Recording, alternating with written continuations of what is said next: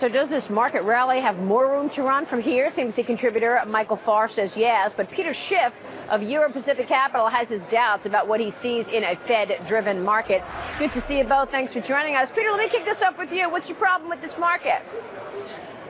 Well, the problem is why it's rising. It's not because the fundamentals are improving. It's because of the Fed. We have cheap money, and so stock prices are going up. But food prices go up, gasoline prices go up, and the macroeconomic imbalances underlying our economy continue to get worse. If the Fed did the right thing and took away the punch roll, yeah, the stock market would go down. But instead, we're going to have a crash in the dollar first, then probably the bond market second, and then eventually the stocks will roll over too.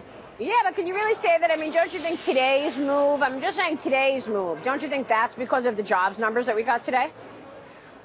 Well, the job numbers weren't as bad as people were expecting. I wouldn't say It was a good report. In fact, if you look beneath the surface, it gets even worse. We didn't create any manufacturing jobs. We created a bunch of low-paying service sector jobs. A lot of them are part-time. Hours worked went down. I think what's happening is you have restaurants that are reducing the hours worked to get people under 30 hours to get out from under Obamacare. And so now they have to hire somebody part-time to fill up the slack. Those are the kind of jobs we're getting. Look at the U6 unemployment, which doesn't count those people as being employed. It notched up to 13.9%.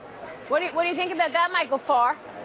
You're on the other side of that trade, aren't you? Peter's, well, yes and no. I mean, I don't think Peter's wrong here, Maria, but, I mean, the market's moving higher. We've got a Fed that's got its foot to the floor here. We've got lots and lots of cash coming in. We've got Maria wearing her green jacket on the floor of the exchange when the market's making new highs. I mean, come on, how can you bet against that market?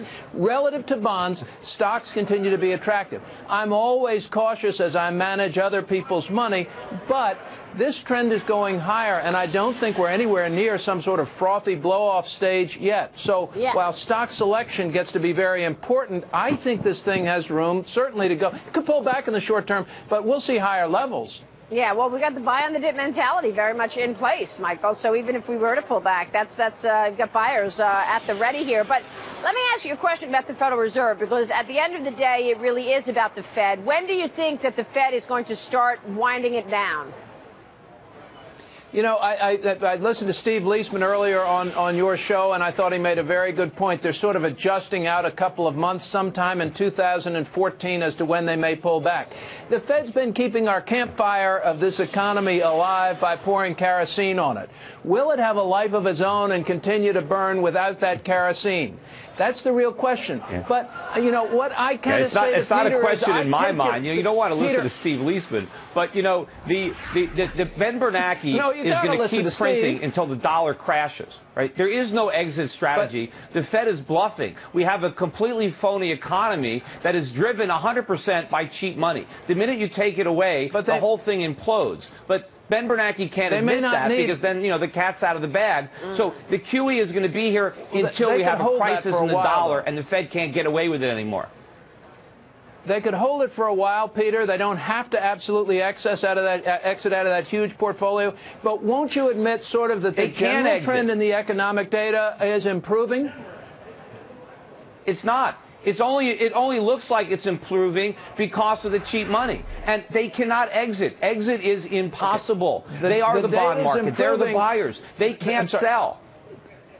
The data are improving because of the cheap money and because of what the Fed's doing. We hope that we will hit some sort of escape velocity and the economy can take on a momentum of its own when the cheap Fed money pulls is back. making it worse. It's taking a sick economy and making it sicker. It only feels good. Just like if you're a drug addict and you take more drugs, you feel better, but you're not getting healthier. The cheap money is preventing the economy from getting healthy. I've always wanted to figure out that drug addict thing. I've never gotten onto that one yet. Let me ask you this, Peter, because, I mean, you make a lot of good points, but at the end of the day, this is reality. This is where we are. The Federal Reserve is on QE infinity, and that's the bottom line. Just yesterday, they said, look, we could even increase it from here. So this is the reality that we face. Whether or not this is a manufactured market or not, basically suggesting what you just said, you've got no alternatives to stocks. So why am I going to get in front of this moving yes, you trade? do.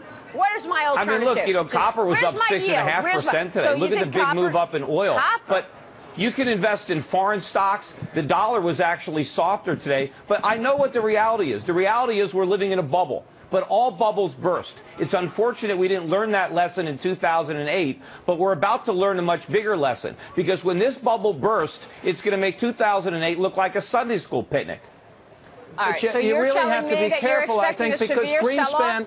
Look, You're expecting to sell off to the likes of what we saw in 2008?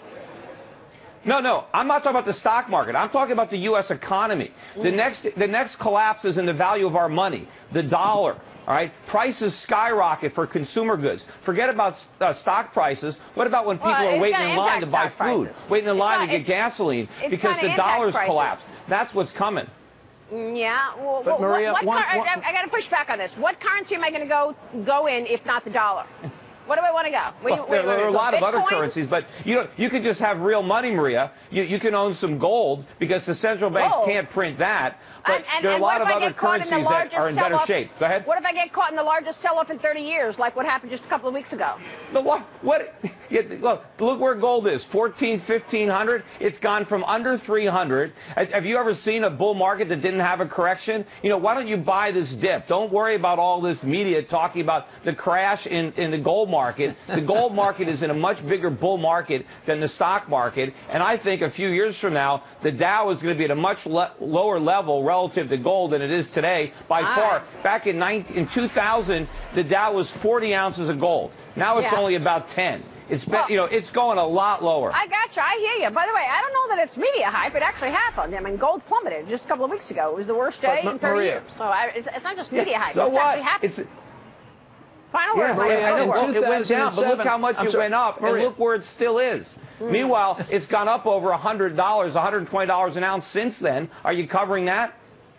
I don't know. Gold versus dividend-paying securities. Gold versus dividend-paying securities that are gaining from the growth in hotspots outside the U.S. It's not gold versus stocks, too. It's gold versus the dollar. The dollar doesn't pay any dividends.